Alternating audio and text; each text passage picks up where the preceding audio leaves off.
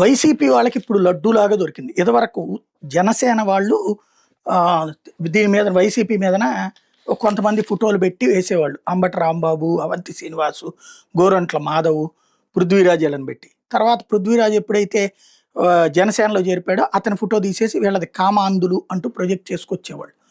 ఆ ఆడియోలు అవి పెడతా కూడా దాన్ని తెలుగుదేశం వాళ్ళు కూడా ట్రోల్ చేస్తుండేవాళ్ళు. ఇప్పుడు వైసీపీకి ఒక చక్కటి అవకాశం దొరికింది. కూటమిలో ఉన్నటువంటి వాళ్ళ అందుకనే సాక్షి బాగా హైలైట్ చేసుకొచ్చింది. అందులో కామ కూటమి అంటూ ఆదిమూలము, నజీరు, కోన రవి, కిరణ్ రాయలు, జానీ మాస్టర్ అంతా ఇదే తీరు అన్నటువంటి ఇది రాసుకొచ్చింది. అరాచకత్వాలు ఎన్నో అన్నటువంటిది అట్లాగే అరెస్ట్ చేసే దమ్ముంది అంటూ వరుడు కళ్యాణి, సీఎం డిప్యూటీ నోరు విప్పాలి, డిప్యూటీ సీఎం నోరు విప్పాలి, మహిళలకు రక్షణ లేదు, అకృత్యాలపై మౌనమేళ, ఇవన్నీ కూడా అధికారాన్ని అడ్డమెట్టుకుని మహిళలపై కూటమి పార్టీల నేతలు ఆగడాలు అన్నటువంటి వార్తను హైలైట్ చేసి కిరణ్ రాయలు వికృత్యాష్టలు, ఆదిమూలం అరాచకం, మంత్రి సుభాష్ అశ్లీల నృత్యాలు, కోనరవి అశ్లీల నృత్యాన్ని దీంతో ఎందుకు కలిపారో అర్థం కాలేదు.